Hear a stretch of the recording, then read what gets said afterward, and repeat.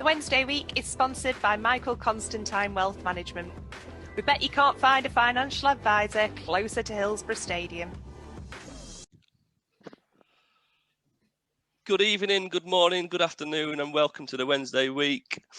Today I've got Stevie, Ben, and Jon. We're going to run down the Reece James in midfield, Lincoln review. Going to play devil's advocate on the manager and wind Stevie up a bit. I also want to know how everyone's going on. Are you going on, Steve? How you been? Yeah, I'm all good, mate. I am the harbinger of positivity tonight. I can feel it coming. I've been on for 30 seconds, and I already know that I'm going to be the only person tonight that's going to have any sort of positivity around the shit show that is Sheffield Wednesday Football Club at the moment. Ben, how are you going? Half term? Fuck yeah, cheeky bastard. Sorry. I'm 22, by the way. That's 11 years younger than me, mate. I'm old enough to be your dad. Half term's great, mate. Yeah. Been up to much? Gardening? A little bit of gardening. Talk to me. My grass seeds out there. Little shoots are coming out, mate. I'm well impressed. Yeah, it's about right time. I think a lot of people have been caught out because they've started doing that, and then there were a major frost on Monday morning. So, but yeah, all good. Jon, working shifts on with the Wednesday week in. Double time doing my Wednesdays. Double shifts, huh? Yeah, no, good, mate. Yeah, just looking forward to Easter now and going off to Cornwall on Saturday for a week. So looking forward to that. I'll miss the Accrington game. John, what's your job? I don't know nothing about it. My job, civil servant, mate. No, not exciting. Just a civil servant. Yeah. He works for MI5. Yeah.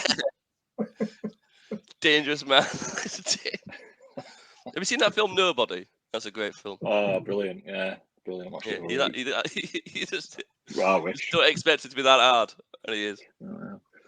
Right, we've got Stevie's got Molly on his lap before she goes. How did you find Saturday, Molly? Horrible. It's your first full season, and you've had a good season. But This is real Sheffield Wednesday now. This is proper. So, do you still want to go with your dad on Saturday? Who's been your favourite player this season? That's a stupid question. We all know what answer's going to be. Liam Palmer. Oh. What? He's got really good this season now. Yes. 50% of the fan base have probably just turned off after the last 2 games, to be fair, aren't they? You're very welcome. Yeah. Right, so before we get into the depressing stuff, so at 2:00 we all saw the lineup. I think Stevie put in capital letters Reece James in midfield in the group chat.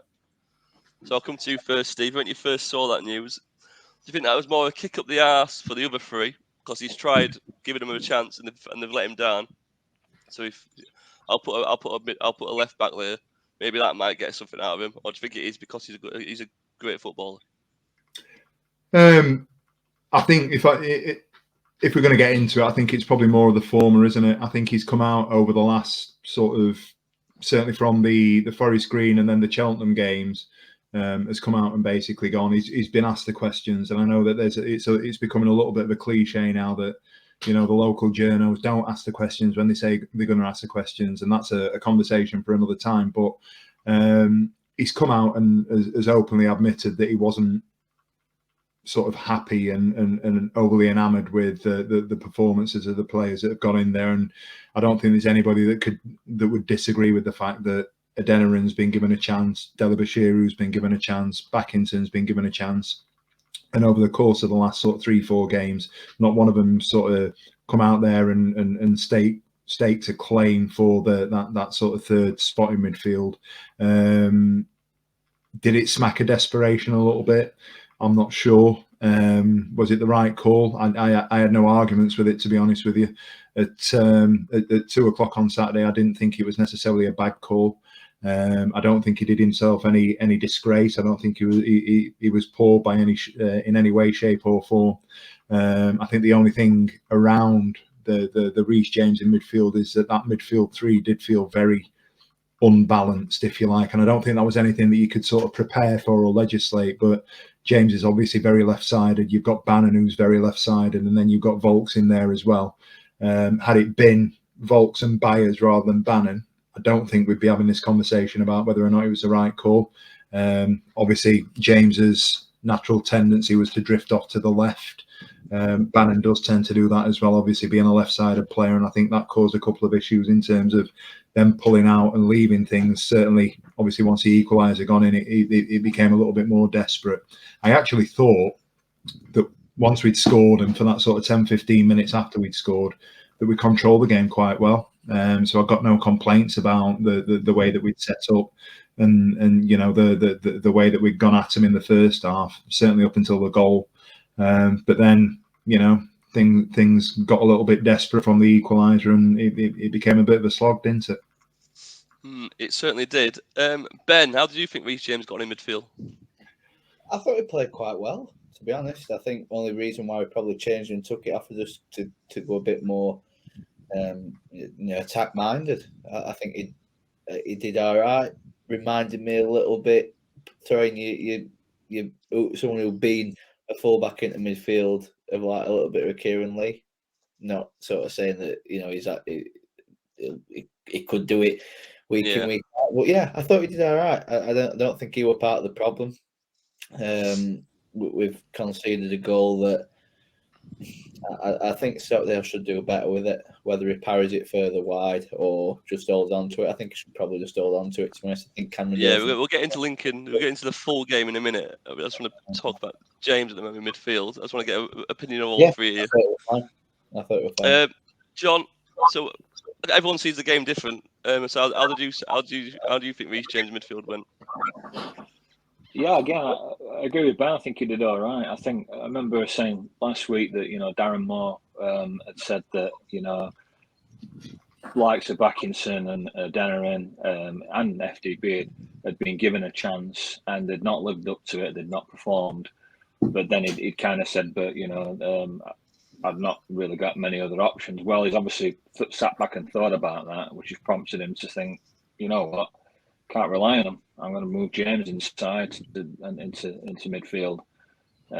Technically a good football. I'm going to give James a chance, which obviously, you know, speaks volumes about how he's felt let down by the other midfielders when they've had their chance. So I thought he came in for he might never have played centre midfield before, Reece James. I know he's played, you know, on left wing back and left midfield at times, but he may never have played the centre mid before. But so, and that set out his first game that we know of, having played there, I thought he did fine. Yeah, with him being obviously left-footed, it did look a bit hampered at times. But you know, for a first game, I thought he did absolutely fine. Yeah, I don't think he looked any worse than the other three have over the last sort of 3-4 games. Do you know what I mean? If we're going to hold him up against Adeniran and his performance, Delabashir and his performances, certainly Backinson. If you're going to put him on their mettle, and we're going to talk about team selection and whether it was right or wrong, you know, you can only judge it on its merits. He was better on Saturday than any combination of those three have been over the last 2 months, 3 months. So, you know, if you look at it like that, fair dues. Are we having him in midfield on Friday?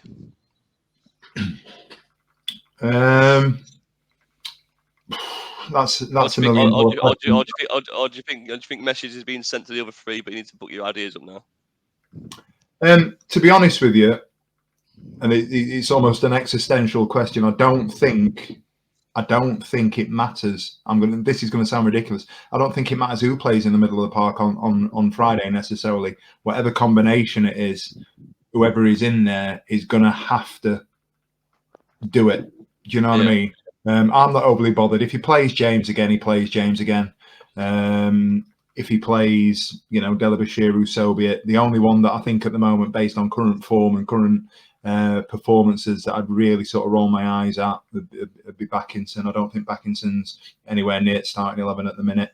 I think Adeniran has flattered to deceive a little bit. And I know he's been played out of position. He's not necessarily had a run and so forth. But I just think, you know what you're going to get with Oxford. It's one of those where I think I've seen a stat they've lost the last 5 games at home, which automatically means enter The new manager's Sheffield not won a Wednesday. game. Yeah, enter Sheffield Wednesday. So you look at all these things that we're sort of pulling at the moment, and everything's going in our favour, which means that nothing is actually going in our favour.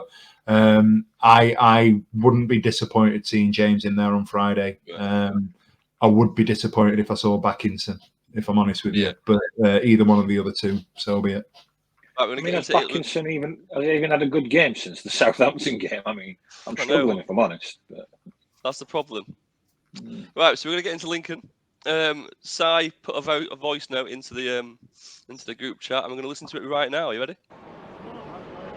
So half time, and we started off really well. I thought that after the goal, we suddenly slipped into taking the easy option of passing it back, and taking the simple option of safety first rather than going for a second. And then that caught us, and Palmer got caught out, and that led to the equaliser. And then heads just dropped, and we've let them come into them more. Bear in mind they're only playing, I think, at least 2 or 3 in midfield, but I think formation's wrong somehow. And we've got to come out second half a lot better than that. But unfortunately, a lot of off days again. So 3 out of a possible 15. That pretty much sums up that performance. The second half, why did we not attack through the entire 45 minutes rather than the last 8? Very disappointing. We've got to turn this around and improve it, or else it'll be playoffs, and then we'll be in League One next season. That was Simon Hill with his thoughts on the game. Ben, would you disagree with him, or would you? Ben, before we go any further, the only reason that's gone on tonight is because Blair's been playing with the StreamYard stuff and has learned how to do that. So if you're watching on YouTube, we've been muted. He's got a nice little logo over the top of us all, and he's just swinging his little Blair. You win. I've got one other one, but until Molly leaves the room, I can't play. So Ben, Simon Hill's comments. What do you reckon? I was just expecting that theme tune music that we played over his Craig Rocastle thing to come on with it as well.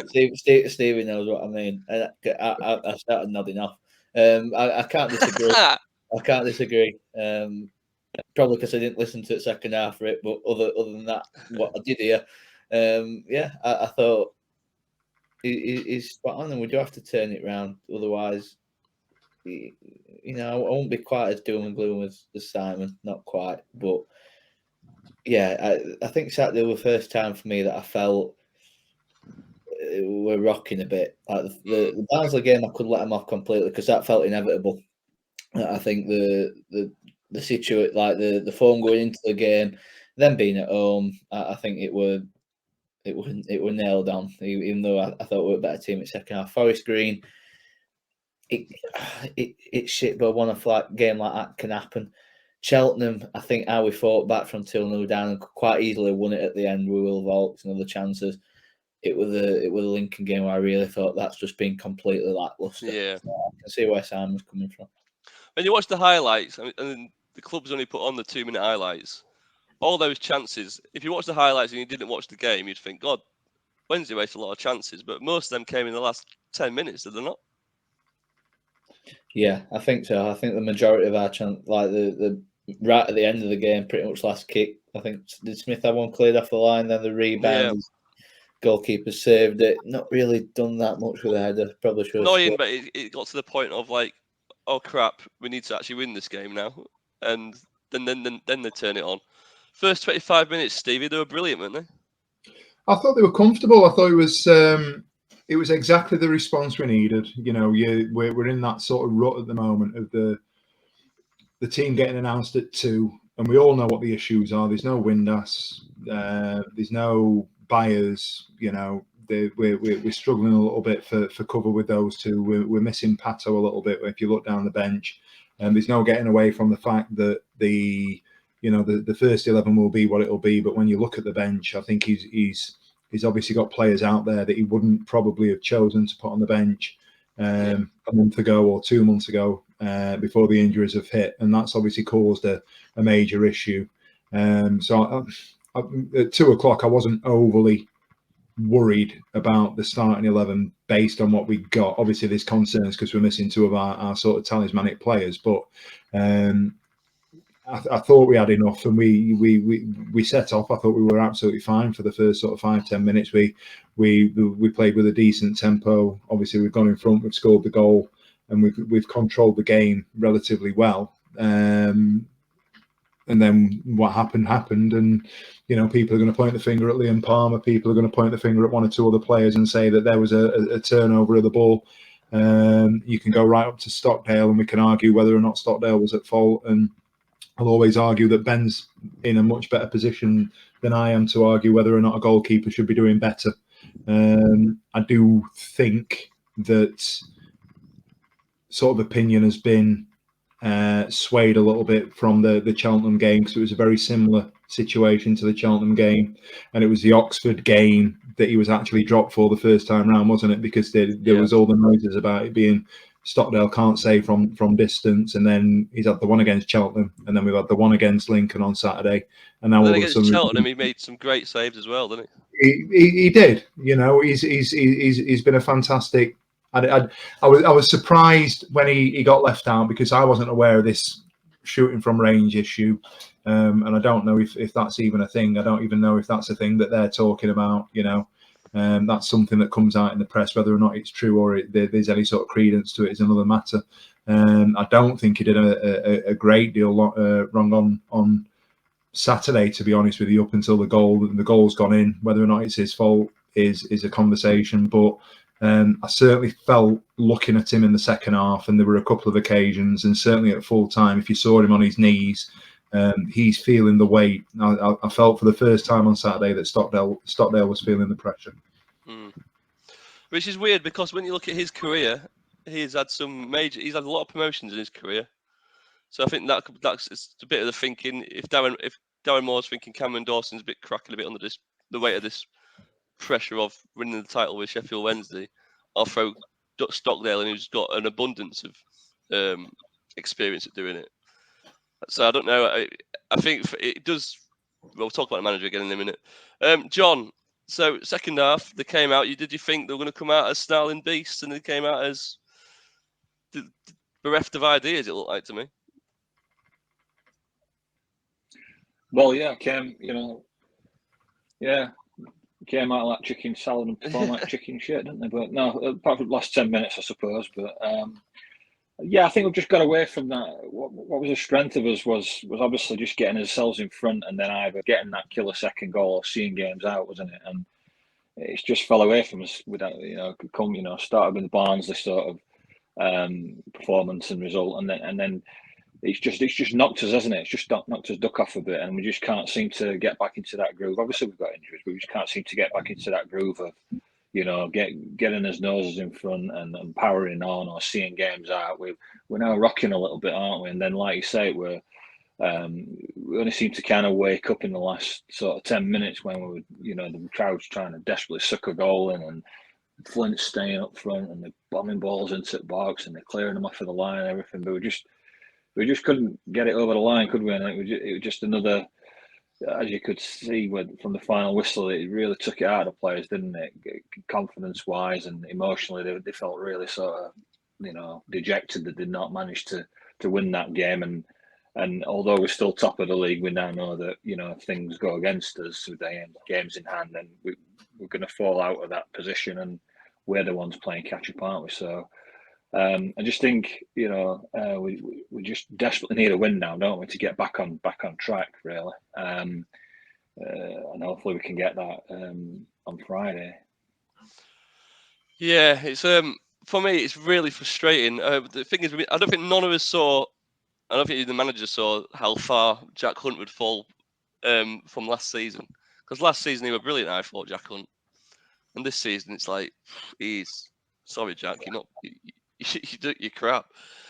Like, it's just that right hand side. Patterson getting injured has really exposed that right hand side. And I know we've managed because we've had Rindas and Byers in the team, but now they're not in the team. That right hand side's just looking absolutely dreadful. You can't legislate for the and I know this is what are we on tonight? It's the first week in April. We can't legislate at this stage of the season for the injuries that we've had to go through. No. We've had Hennigan out, we've had Hekwe out, we've had Famewo, who's been out for a large portion of the season. That's forced Darren Moore's hand, and obviously we lost McGuinness, by the way, as well. And there were players that we thought would be able to come in there and do a job.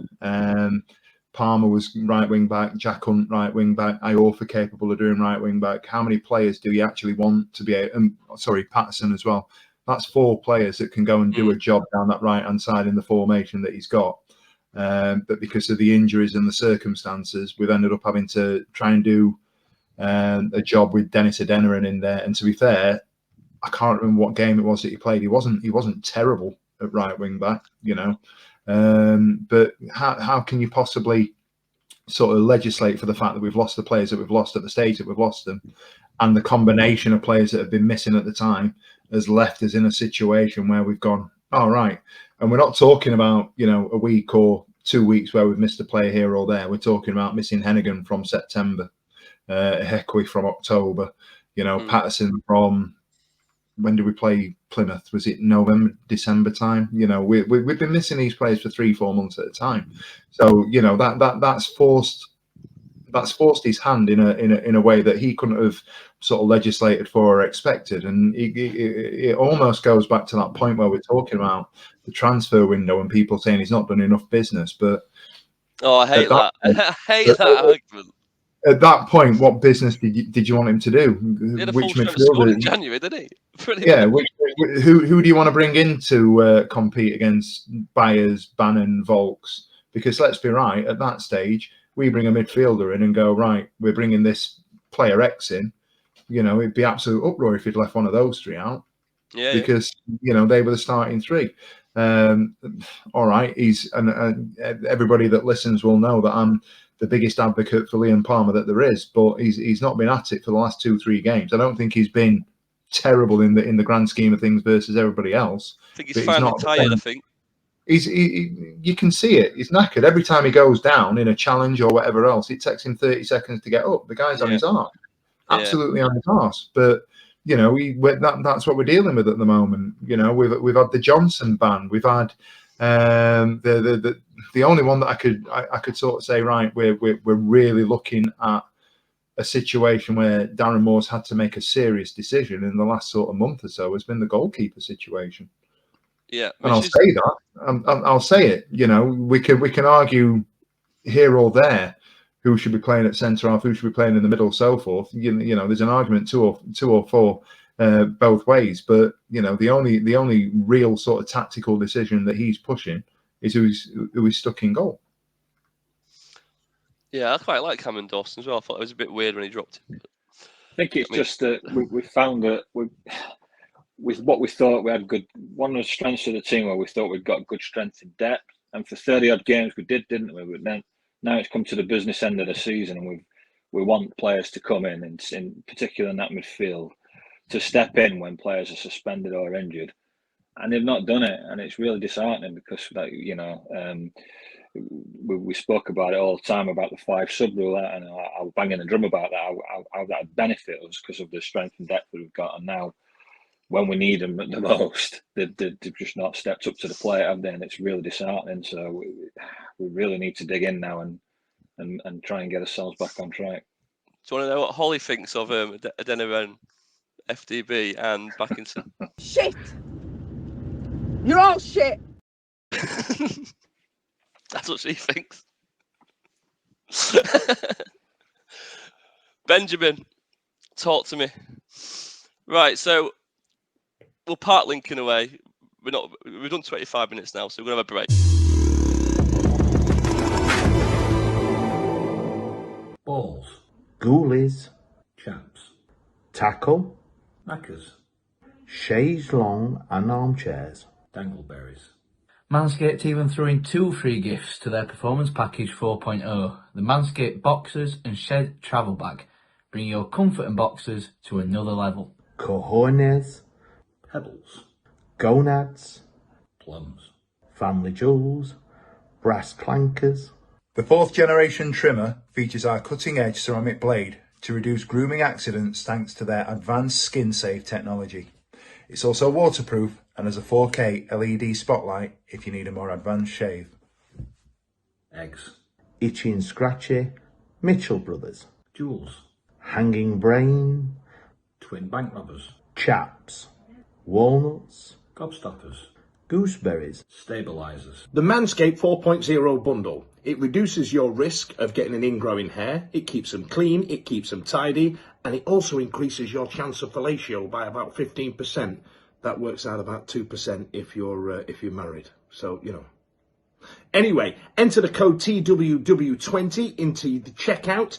That's TWW20 into the checkout, and you can get yourself a 20% discount. Not too shabby, eh? For our European listeners, Velata, Testicular,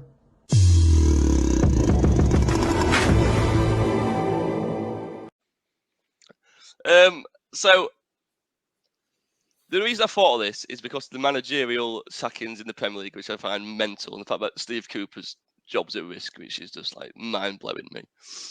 Because the financial deficit of leaving the Premier League is making these chairmen just shit themselves. Another season in League One would be, I think, it'd be financially damaging to Sheffield Wednesday and Chancery. And I don't think we'll have the nice pool of players we can pick from, like your George Byers, like you're getting Mark McGuinness out on loan from Cardiff next season if we are in League One. If you're a chairman, now we're playing devil's advocate here because I don't think anyone's wants to sack Darren Moore. But if you're a chairman and you think, right, if I could get this other geezer in and gives these lads a bump just to get over the line, could you see the argument of doing it? No. So you're Darren Moore all the way. We might not have won in, what is it now, 4 or 5. Come on, we've just gone 23 games unbeaten. We're still top of the league. Whatever you said, we're still top of the league. You do not. There's no argument. There's no conversation of sacking Darren Moore at the moment. There's just not one. John, play devil's advocate, mate. I understand the sentiment. Someone wind Stevie up. That's what I want you to do. I think that if you try and draw parallels with Megson and Dave Jones, about 12 games, weren't it, when Dave Jones took over? I think we're too far into it now to do anything drastic like that. I think you just got to ride it out and see where where the chips fall. We can't. I don't see any sense in bringing a new manager in now for whatever 6 or 7 games, whatever's left. I think the rest of the football world will look at us and think that we're ludicrous. So I think we've just got to see it out. Yeah, the counter argument is just because teams below us now have played less games, but we played less games than everyone else, and they've blown them. So points on the board is more important, isn't it?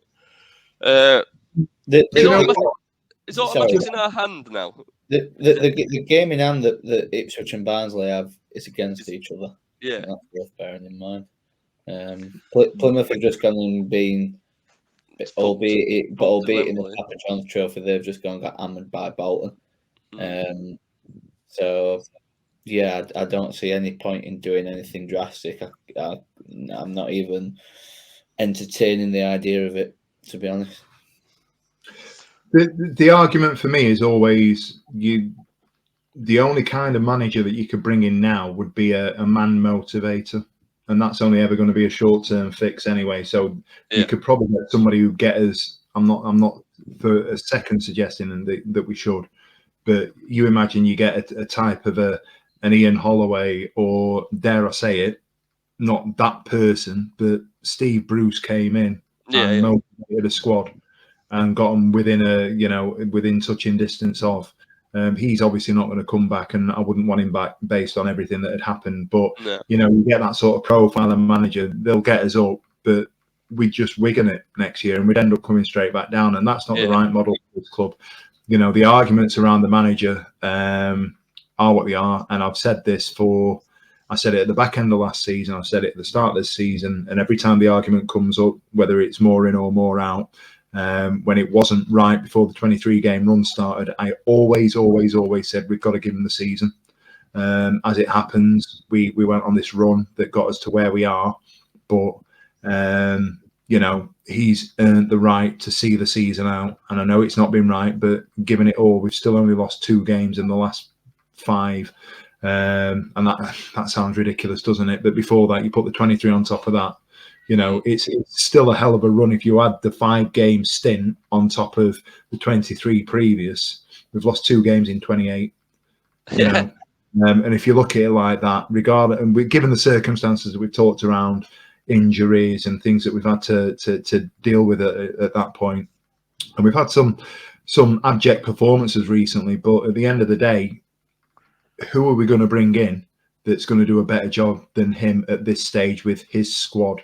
And we've spoken about the change in the feel of the club over the last year or so, and there's no getting away from that. The atmosphere at the club is different. It's run differently. The setup's different. The social media is different, and you can't attribute all of that to Darren Moore, but he's a massive part of it. In what world is it going to make sense that we get rid of him now? If he gets us up, that's fine. If we get up through the playoffs, that's a conversation for another time. If we don't get up, as much as I love the bloke, he can't be our manager next year. I've said that from day one. This is as good as it gets, and I've got huge concerns about us not going up next season, because if we don't get up, I do worry about us next year. I really do. Yeah, I think we get stuck. I think we'll be stuck down here for a long time. We're here for a long time. Yeah, we just don't want to. I mean, it's really annoying because you can't help but see the red side doing so well, and you just think, fucking hell, just lose a game. Like, I know people that it shouldn't bother me, but it does. It bothers me. Good luck. You know what? Good luck to him. I'm not that kind of Wednesday fan that goes, oh, I want United fans to or United to struggle. I don't want that. My perfect world, my utopian vision as a football fan from Sheffield, the Premier League, really passionate, is us winning the league and then finishing second. As long as we're a point or a place above Sheffield United, and we're however many years away from doing that's the perfect world, because all eyes are then trained on our city, the football in our area, the rivalry, you know. And there's something to envy about Liverpool and Manchester having that sort of, you know, same division and heritage rivalry that, you know, we just haven't had for a long time. We've never had it for a sustained period during my lifetime. So I'd love that. Yeah, it's a bit biased, but it's a fucking great guy. It's a great derby, isn't it? Like that's you always see them lists. I think, what's the best derby, and no one seems to mention the Steel City derby other than Sheffield. They're only great after you've played and won. They're horrible build up to them, and I hate them. I can't. It does me for the entire week, John. I can't even function until that game's finished. Right, so we've got Oxford coming up. Has anyone done any research in Oxford? No. That's a no. Right, so I've got a mate who, when I lived in London, in his 50s, seasoned professional, loves Oxford United. So it's not like a Johnny come later for a bit of success when they were looking for like getting in the Championship. He said the other day to me that they're toothless up front. They'll look for a draw, and they've not won a game since Liam Manning's took charge, which is funny because that's the second MK Dons manager they've employed since they've left MK Dons. And Liam Manning was renowned for playing good football last season, but this season he's been absolutely shocking. I mean, getting sacked by MK Dons, and then this season, if he's playing toothless football at Oxford, don't know what's happened. They sold that Scott Twine player, didn't they? Yeah, they sold Scott Twine. Must have ruined him. Different side about him, weren't they? Yeah. So I don't think they've got Sam Rinnall anymore to score against us. That's Burton now, isn't it? Yeah, I think so. Yeah. Stevie's going down. Are you going down for the weekend, or is it just for the day? No, I've managed to. I've nabbed a spare ticket off Simon. So I'm driving down Friday. Hopefully meeting up with Si Speakeasy. Have a quick catch up with him. I know that he messaged me last night and has said that he's got a ticket. So I'll hopefully get down there and see. Hopefully the regeneration of our title push, but I don't think there's anything that you can read into the form or the results or the manager or anything else at the moment, because with Forest Green Rovers, we played them. Cheltenham was Cheltenham. It was what it was, and the weather was a bit of a leveler, and they were on a decent run. Lincoln, it's every game at the moment are games that we've said earlier on in the season. These are the games that we'd be looking forward to play. To be playing, and it's just not happening. So I don't take any stock in the fact that they've not won under the new manager. I don't take any.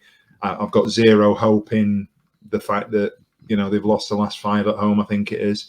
The only thing that we can do is worry about us at the moment, and that's the crux of the issue, isn't it? It doesn't matter. We could be playing Plymouth on Saturday. We could be playing Barnsley. We could be playing Ipswich, or we could be playing Forest Green, or Burton, or whoever it may be. Ultimately, the only things that we can worry about when you're on a run like this is how well we do, and the 11 that we put out and the performances that they have, and we just need a turn in fortune, don't we? An upturn where we get 3 points, and I do think if we win on Friday, I genuinely believe that we'll be all right. But I worry about whether or not we're going to win on Friday.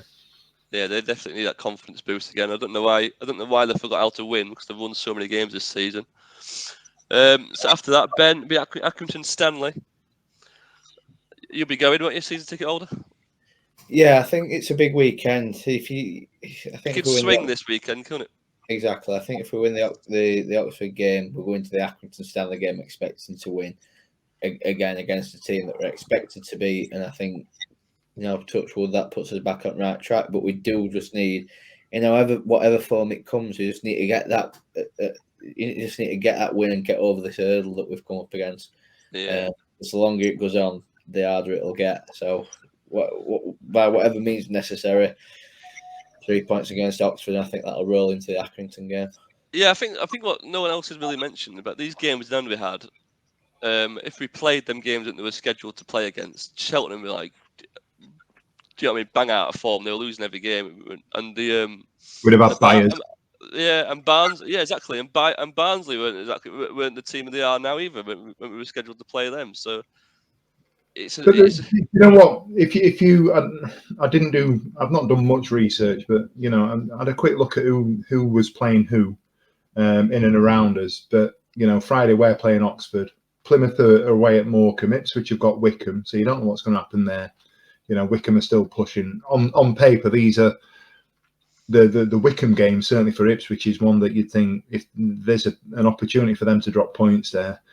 Barnsley are going away to Burton. You don't know what's going to happen there. They aren't the team they were sort of 4 or 5 months ago. I just feel at the minute that we've turned Ipswich, Barnsley, and Plymouth into these sort of monoliths, if you like, that are going to that are miles better than us because of the runs that they're on. But we've been on runs like that, and we've been on an unbelievable run. We've had that run, and it's been better than the run that they're currently on at the moment. And the reason that happened is because the result of that is we've ended up being top of the league. Let's not lose sight of the fact that when we play Accrington on Monday, Plymouth have got Lincoln. We've been in and around there. There's Ipswich have got a trip to Cheltenham. Cheltenham were no mugs. You can say what you want, and people listening to this will go, well, they're 15th, 16th, or whatever. They weren't a bad side. They weren't. Plymouth have still got to go to Exeter, and that's a hell of a derby, isn't it?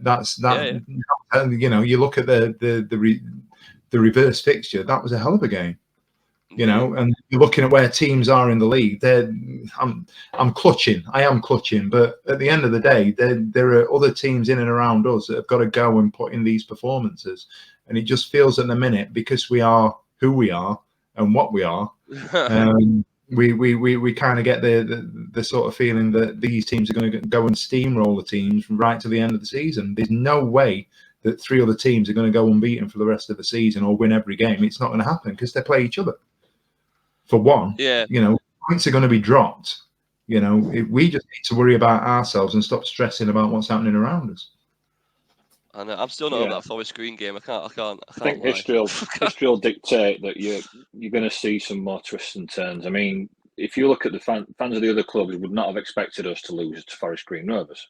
Absolutely not. We didn't, did we? Let's be honest. But I expect us to have at least a shot on target, John. Yeah, absolutely. one of the worst performances I can ever remember. I'm not going to defend it. After that Barnsley game, I honestly thought that's the best team we could possibly play against. Like, to get back on the horse. It should have been the perfect rebound, shouldn't it? It should have been the perfect rebound. I'm not over it. But in terms of Oxford, it's if we can't get 3 points against them, it could be the straw that breaks the camel's back. We've really got to pick up that win, because then if you go into Accrington off the back of a win, confidence starts to sort of ebb back, and we start to be back in charge again, expectant to beat Accrington at home. It could just get us back on track. We just need that win to stop the rot. Yeah, so. It's like it's just sort of automatics aren't in our hands anymore. That's the only thing that's really, I think that's the thing that's irked a lot of people. If best case scenario, we win next 2 games in one week and on 86 points, then normally 92 points gets you promoted. It might need a little bit more this season. Do you know what? You can bookmark this. If we get 6 points on over the weekend, I'll say it. I'll call it now. If anybody else is listening, I'll say it. There is no way that all 4 teams in that, and it is a top 4 now, isn't it? 4 for 2. Yeah, there is no way that Ipswich, Plymouth, and Barnsley are all getting 6 points as well. Don't believe it for a second. Yeah, it's like it's like when you put an ACCA on, and people always think, if you just bet on the top 4 in the Premier League, you'll win. They don't win. All 4 of them don't win. Points will be dropped. I don't know who's going to drop them. I don't know what's going to happen. But there's now that returned arrogance that Ipswich had. And do you know what? It's easy to say, because when it's you don't think you are. I don't think there's been an arrogance around Sheffield Wednesday fans that you look on social media. We don't get after other clubs. We don't go trolling other teams where everybody's cup final at the minute, aren't we? And I've seen a couple of bits, and I've commented on a couple of Lincoln fans that just your city is red and all this, that, and the other. We just tidily go about our business. We do our stuff. We worry about ourselves. I don't see Wednesday fans trolling Ipswich. I'm probably wrong. I don't care about hell here, Steve. I don't care about Plymouth. I don't care about, but I don't care about Barnsley. And I know that there will be Wednesday fans that do get after it because it's local. But I'm not being funny. Let's just worry about us. Other teams seem to be getting after us more than we do them. Yeah. Right. Quiz time. Right. So in conjunction with what was that? Well, I nearly ripped off Weakest Link, but I thought we might get it done for copyright here. I'm surprised you didn't I think you'd have been fine, Blair, going off that. To be honest, I don't think there's a copyright on it. Do you know what? I think of you 3? Shit! You're all shit! That's what I think of you 3. Right. So in conjunction with my Wednesday, I thought back to the earliest game I could possibly remember. It was on Sky Sports. I was 8 years old.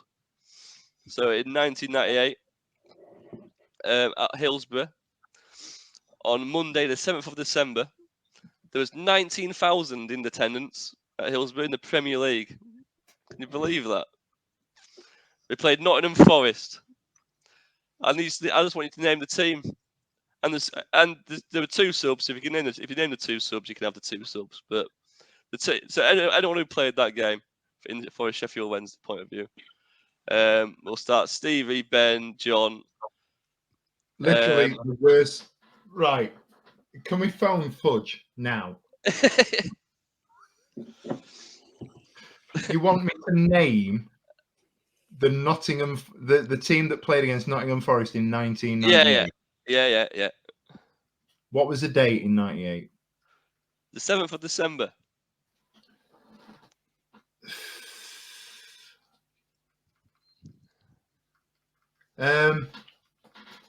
Atherton. Oh, that will go with my fucking guess. Peter Atherton. You're out, Steve. Oh, what a surprise. I think this might be yours, John. Ben, then John. So Ben's go. Okay.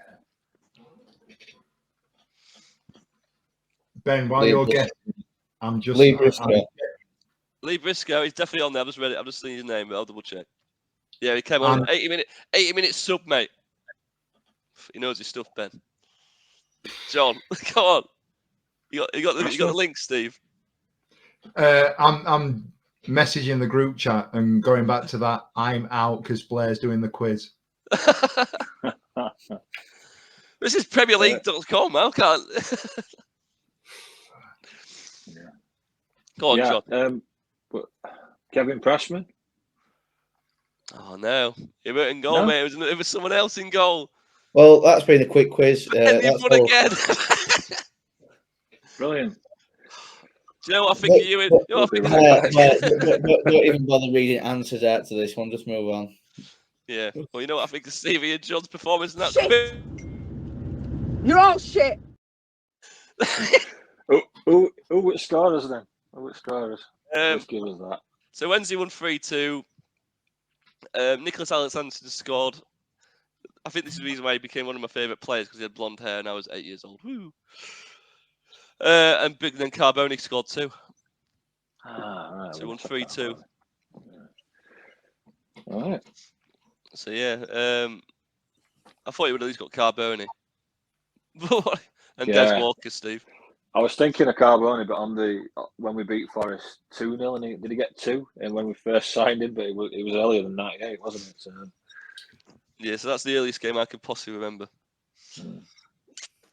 All right, so any other business before we leave the pod space? Are we going to do predictions?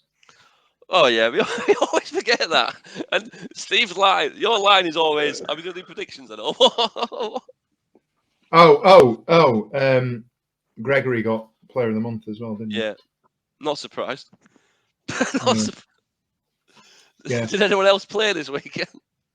Well, Holly said that she came second. Yeah. And then Vix Nan's third, I think.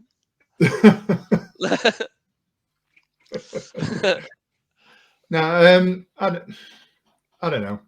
It's just been it's been a tough few weeks, hasn't it? But I just think there's been a lot of positive around the club that has very quickly sort of dissipated, and I do worry about that. And I think we've got to try and hold on to it as long as we can, because there's still a lot of football still to be played. Yeah, 100%.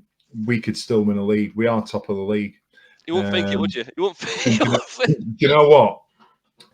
I said this earlier on when I was saying I was going to save this little bit for the pod. We could potentially win a league and go up as champions, and it would be the most Sheffield Wednesday way of doing it for everybody to be as underwhelmed as we are at the moment. Do you know what I mean? Darren Moore's not been manager of the month once this season. He's not going to get it this month. He's probably not going to get it next month. We could go up as champions this year without our manager getting Player of the Month on a 23 match. The title and someone will tweet more out, won't we? Yeah, it's the most Sheffield Wednesday sort of finish to the season. Not good for the championship, though, is he? You can see it now. Yeah, but you know, it is what it is. We've got to hold on to it. We've got to keep the faith. We've got to stay positive, because if we don't, what the bloody hell are we doing? We are literally on that sort of precipice at the moment now of getting out of this league, however we do it. And we all want to win the league based on everything that we've seen over the course of the last 5 months. We might not, and we might finish second. We might go up out of the playoffs. The worry is if we don't go up at all, this squad is going to be significantly ripped apart. I don't see Darren Moore being the manager next year, and rightly so. but who's going to come in and what are they going to build? And I've been watching the team for 20 odd years, 30 odd, 40 odd years, near enough. It's been some of the best moments of my supporting the club since sort of the early 90s, because that's where we've been this season. It's not going to be repeated next year if we don't go up. It might never be repeated ever, Steve. That unbeaten run. It's happened once in. Well, the unbeaten run won't get repeated, but the positivity, the euphoria, the upswing in terms of the engagement with the fans around the club, that won't be around if we're in League One next year, and that's a worry. A lot of people have paid a lot of money for season tickets next year based on the fact that we thought we were playing Championship football. Yeah, they got that money in quite early, didn't they? Right, let's anyone else got any other business? We can do predictions quickly. Let's wrap round. I got it right on the weekend. I said 1-1 against Lincoln. Steve, what do you think about Oxford and Accrington? Give me 2 predictions.